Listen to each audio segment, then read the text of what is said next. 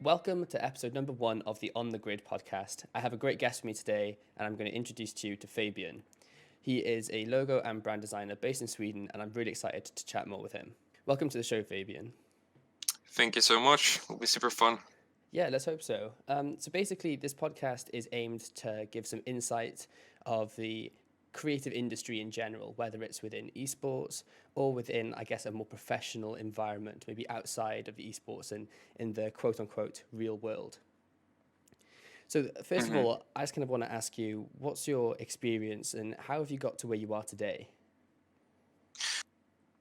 Um, well, I started I think in 2014 when I was 12, and I started the Nice. same way as pretty much a lot of people in the community did by making old Call of Duty and esports banners and whatever it was, thumbnails and stuff.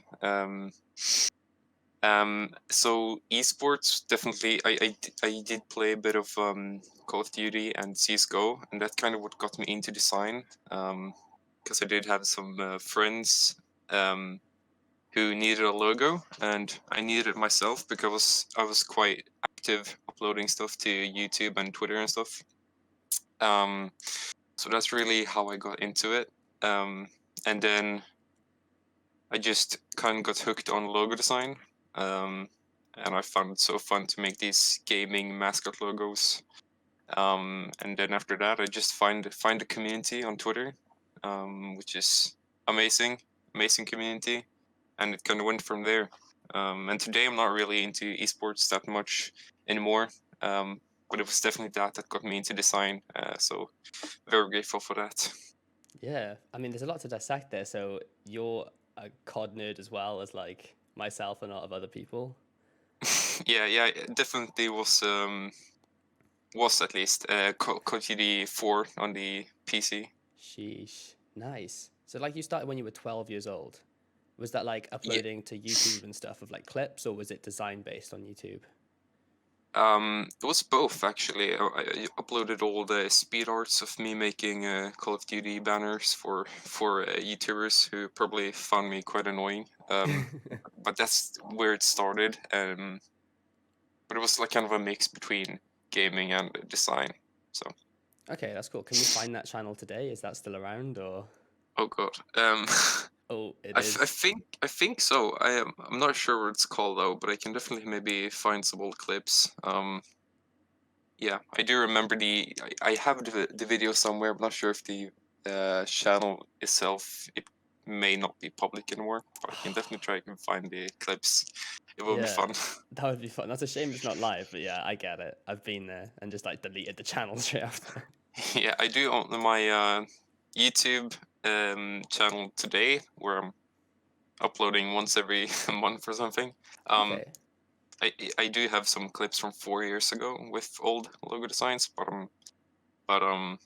yeah, the banners are even more old. So Okay, sheesh. All right, yeah, I'll be sure to like plug that into the podcast. Don't you worry about that. Um, sweet. yeah. So one thing that you mentioned is that you start with banners. You made stuff for Call of Duty teams, whether it's thumbnails, banners, etc. But what hmm made you pick logo design? Like, what drew you towards logo design? At first, um, it wasn't really about logo design. It was about mascots, Hmm. which is a genre of logo design. And I found it so fun. I was making them on my old iPad with literally my finger. I sketched with my finger. And I don't make these like cool wizard characters or lions or whatever the typical mascot logo was.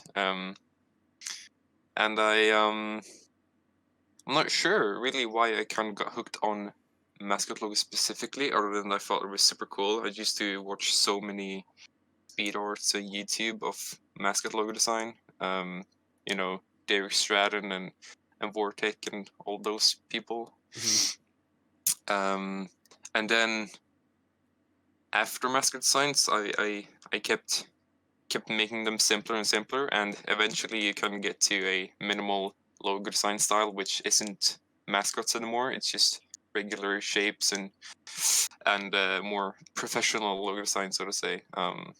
But yeah, mascot designs is definitely where it took off. And I think I find it really interesting to how you can make something out of as little as possible. And I think I kind of learned that from mascot logo design, where it's all about details and the more the better, which is kind of the opposite of my philosophy today. But yeah, that's how it started at least. Okay, you've touched on your philosophy, but before we get to that, do you mind if I ask you more about your mascots? And you said you were drawing with like your iPad with your finger and stuff. Can I ask, why did you decide to go down the design route? Like, you could clearly a talented drawer or an artist. How come design led your way rather than art?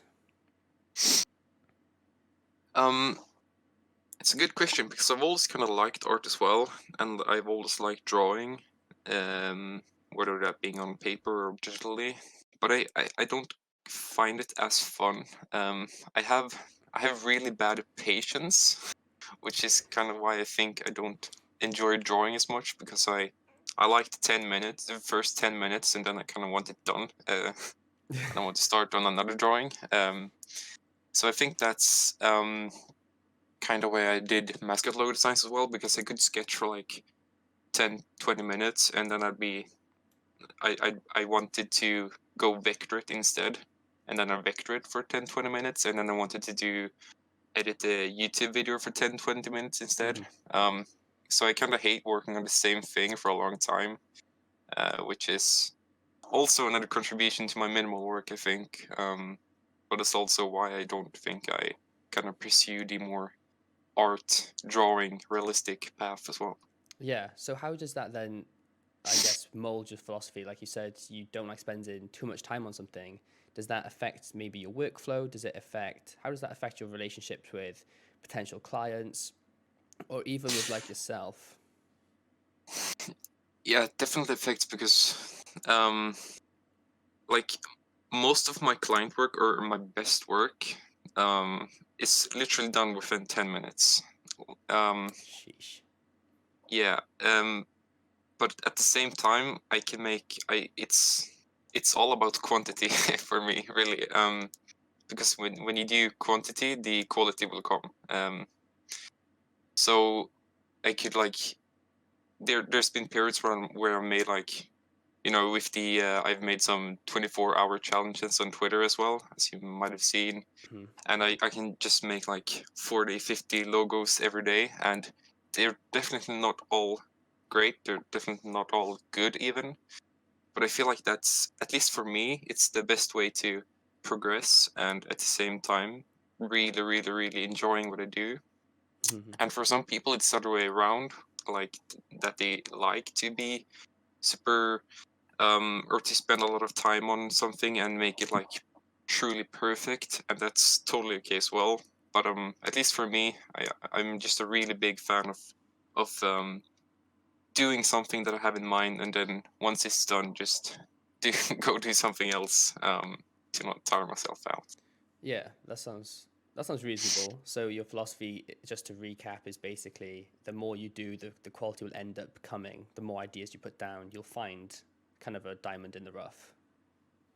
Yeah, definitely. I mean, it's quite common to say that quality is more, or quality over quantity, which is definitely true.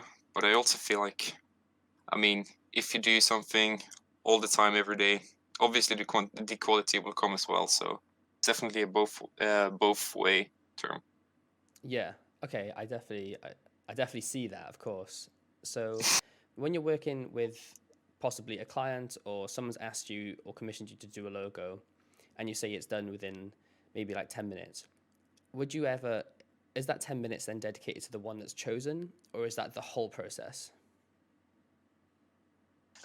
Honestly, it can vary a bit. But working with clients, um, for me, is sometimes a struggle. But it's not. I have to kind of change the work, or it's not like how a typical designer would do it. I'm kind of more making a lot of different versions. Okay. And then once we have a version that we both like, and or that the client likes, um, from there we can pursue and make it like 100% 100% good. But yeah, I think it's important to just kind of get work out and not spend too much time on something that neither of you might not like in the end.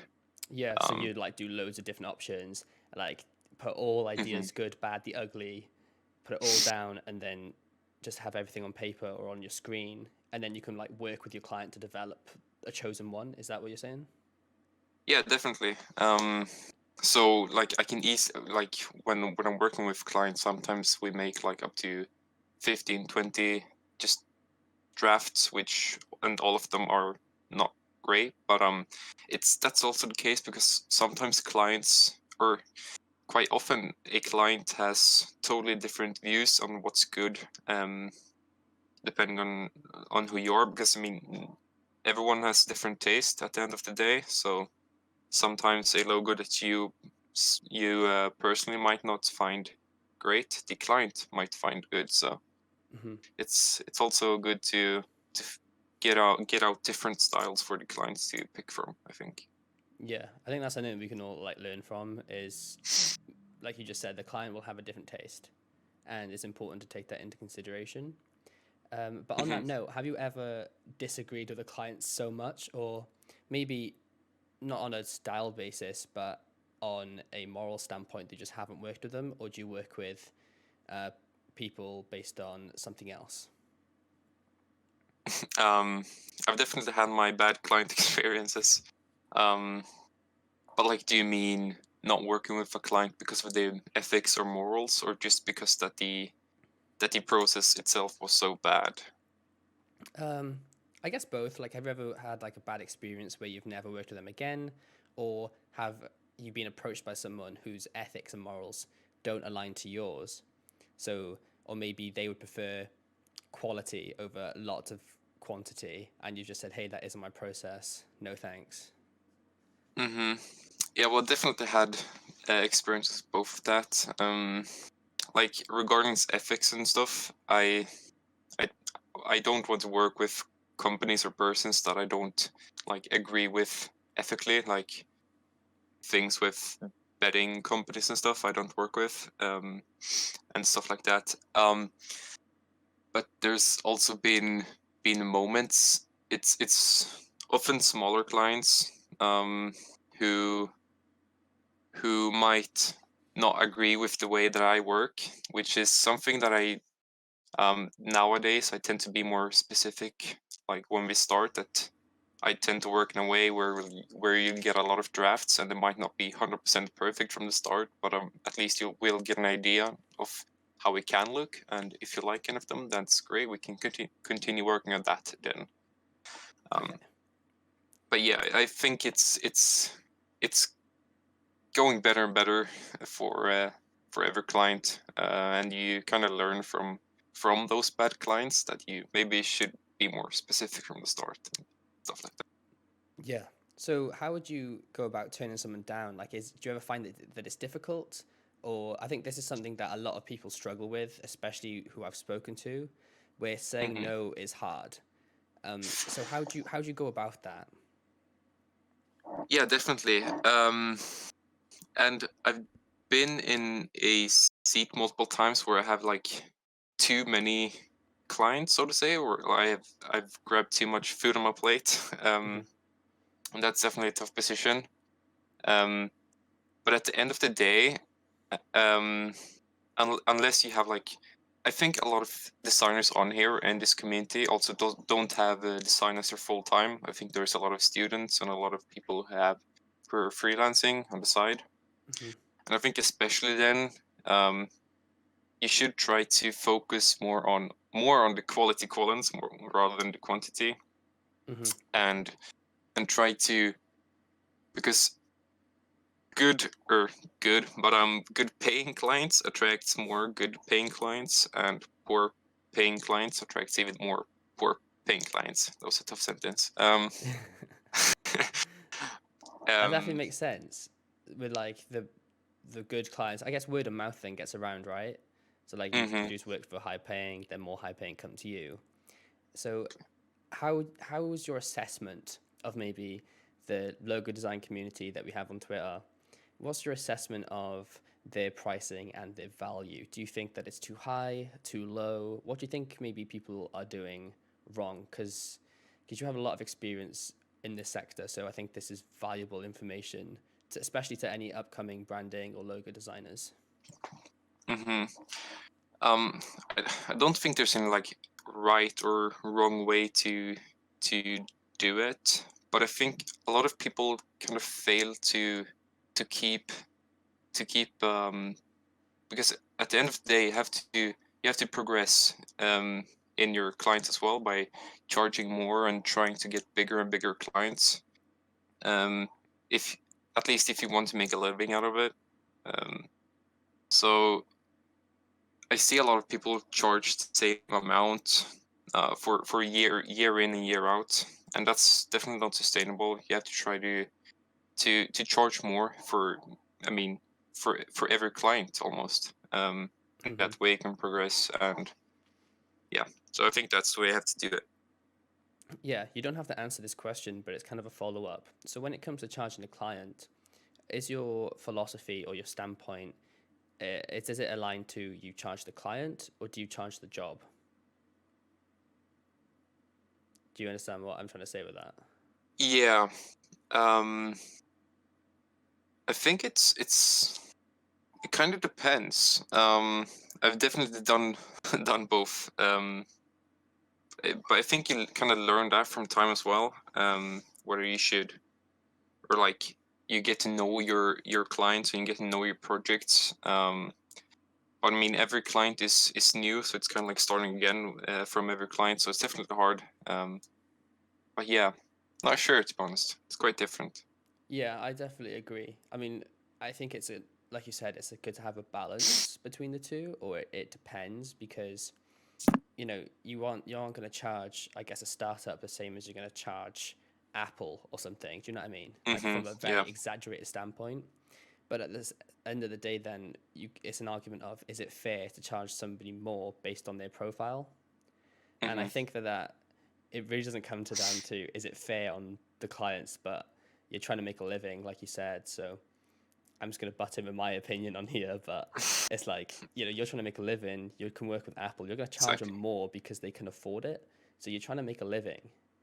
And I guess it's taking opportunities where they present themselves. Like, you'd be a fool not to, in my opinion, but that's just me.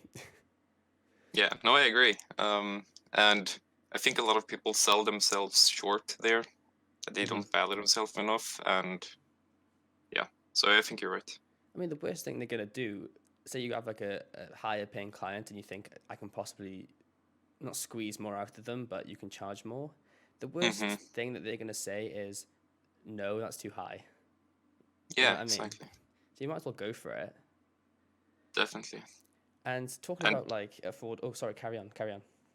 No, just adding that. I mean, if they don't, if the client don't respect your prices, and I mean, it's not ideal to work with them anyway. So. Very good point. When it comes to, I guess, pricing and affordability, you have started a pre-made logo store called Anyfn, which has been really, really successful. Can you like talk to me about that? Explain what it is if no one listening isn't aware of it, but just like explain what Anyfn is and how it runs, what it does, and what you're aiming to achieve. Yeah, so Anyfn is a platform where anyone can upload a logo, or like at least upload it and see if it gets accepted or denied, to a market full of people who are looking to, it could be like startup owners or business owners or whatever, just upload their logos and designs to a market full of people looking to build something, and they need a logo, like pretty quick. So the philosophy is that the designer can work on a logo that they want to work on and make it as good as they can make it to be, because when you're working with clients, you often have to make the decisions on the logo that you might not agree with, and thus making it worse. So by making it pre-made, a designer can make it 100% how he or she wants it to look like, and then you can sell it and get paid instantly. And I've kind of had projects like this before. I've had like at least 3 or 4 similar stores before. But Anyfn has really taken off, and yeah, so it's cool to see it. It's finally doing some progress, and helping a lot of designers out to sell their work and make some passive income by making designs, which is cool. I mean, yeah, that's something that I definitely get from Anyfn Social anyway, is that they're really proud of their ability to provide designers with an income. So like whichever is the correct term to use, will like Yeah, tweet out. we're 2 people, so Okay, you'll like tweet out like how much you've given to designers or how much has been sold to designers. I think that is really good to have a designer orientated platform, so that it encourages people to first of all be able to make a living and being able to challenge themselves with logo design. So I think on that aspect, it's amazing. It's really, really good. yeah. I would like to ask you though a bit about your philosophy on pre-made, because I remember when yourself started up, when Logo Hive was a thing, and there was a lot of debate within the community. I'm not sure if you were like really aware of it, about pre-made logos and whether they're a good thing or a bad thing. People arguing that maybe a logo should be unique and catered specifically to a client, whereas others saying it's just an identification mark. So obviously you have your stance, but would you mind explaining it to the audience, please? Yeah, of course. I definitely I feel like a lot of people confuse pre-made with something being like bad or poorly designed, which I think it's the totally opposite. I mean, with pre-made designs, you get as mentioned before, you get the designs that have been 100% designed in a way that the designer wants it to be designed. A lot of design words there. But so you kind of get to me at least, you get a better quality overall. And then a lot of times clients don't really want or know what they want either. I often get clients saying like, make an R logo, make it look cool, and which just leaves me completely lost. And so if they'd rather have a library from 10 different R logos to choose from, they usually fall in love with one of them, 1 or 2 of them. And that way you both save yourself some time. So yeah, I definitely think that pre-made is the way to go for a lot of people. Definitely not all of people, but we're not trying to be a platform for everyone either.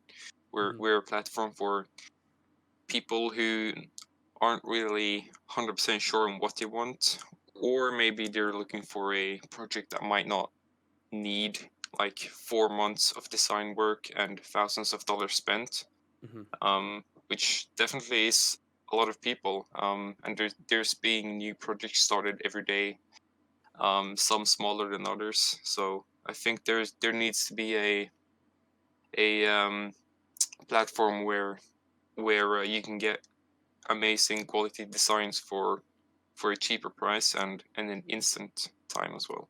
Yeah, you touched upon quality, and you mentioned it earlier, like they're quality checked.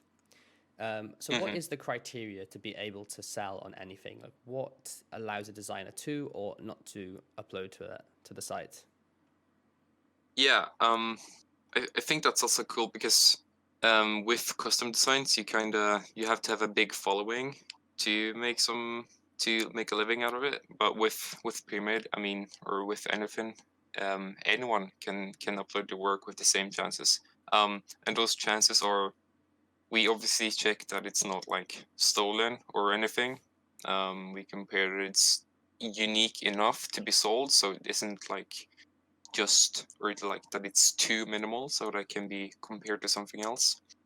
And then lastly, we make a decision if we think that it's enough quality, or high quality enough to be sold on the website.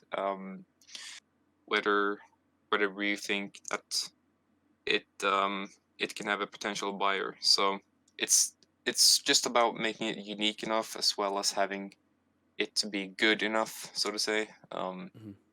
But yeah, So when that's you pretty much say it. good, is that from a, I guess, design principle outlook? So maybe they've used golden ratio or they've used grid, or is it from like a technical aspect? So, it's no ragged edges, they've vectored it properly, it's not made in Photoshop. Um, yeah, well, not Photoshop logos, obviously. But there's no like rules. It's just pretty much if you think that it's high quality enough. I mean, some logos definitely don't follow golden ratio rules or something like that, which I don't think a logo has to. Yep, Um, I agree. so it's more like how we, the two owners, kind of view them, and if we think they're good enough. At least for now. Would you mind giving a shout out to the owner? Definitely, he's called Victor Ritsvall, and he's a friend of mine living in the same city. So That's handy. he's more like the behind the scenes guy. Mm-hmm. That's cool. So how much of a say do you both have like together? Like is it equal say on whether a logo gets passed? And do you ever like have contradicting views? Like how does that work? Yeah, we kind of we grade them, or grade sounds like we're teachers, but we review them pretty much 50-50. So we take on every other logo. So some of them are reviewed by me, and some of them are reviewed by Victor. Okay, that's cool. Yeah, That's really cool. and Okay. he also has a very big design experience. I think 6 or 7 years within logo design. So we're not too complete beginners Yeah. reviewing them. Yeah, true. I mean, you have like loads of experience. You said you were designing since you were 12 or and 14. Like Yeah, that's logo designs I've been doing pretty much all my design career. So I think I have yeah. I've seen a lot of logo designs. So and Victor too. Yeah, and if you don't mind me asking, besides, I guess, doing it and being self-taught, have you ever had like any external education or mentoring from anybody? Um, I do go to graphic design school, or will graduate now this year. Mm-hmm. So that's definitely one aspect where we make logo designs pretty much every week, which is pretty cool. But I've also been blessed to work closely with a lot of my inspirations within logo design, and Sheesh. I also think that like the Twitter community is such a great platform because I've asked so many people who I look up to and inspirations for feedback and stuff, and they just reply, which is amazing. Mm-hmm. And you can kind of help each other within the Twitter community, and you can help others. So I think everyone can just keep growing together. Um, so that's a big part of how I've become a better designer as well, by simply asking for feedback or following others' work to try and learn from them. Yeah, that's incredible. So, literally, for anyone listening or watching, just ask. Just Yeah, ask for feedback. Like, what's the worst that can happen? definitely. And I've kind of struggled with this myself, because sometimes it could be quite embarrassing, or you might be afraid that the other person find you annoying or whatever. Um, but I think people generally like to help as well. Um, if you get a DM from someone who asks for help, I mean, it's quite cool to be able to help, or just give a quick sentence or two, Mm-hmm. saying what you think of the logo and what could be changed, or something like that. So yeah, Twitter is definitely great for that. Yeah, that's awesome. Anyway, Fabian, I think that's all we really have time for today. I just want to thank you very much for coming onto the podcast, especially episode one. It's a great honor. So thank you very much. If there's any sort of social plugs you'd like to do, now's your time. Go at it. Awesome. Thank you so much for the kind words as well, and for having me. Pleasure. Well, I'm pretty much just active on Twitter, where my username is Fabian Arbor. And trying to become more active on YouTube as well, where I have the same name. So might want to check that out. And Anyfn, of course, anyfn.com, where I try to sell my premade logos as well. Awesome. Thanks very much, and we'll see you next week with another episode of the On the Grid podcast. Peace. Bye.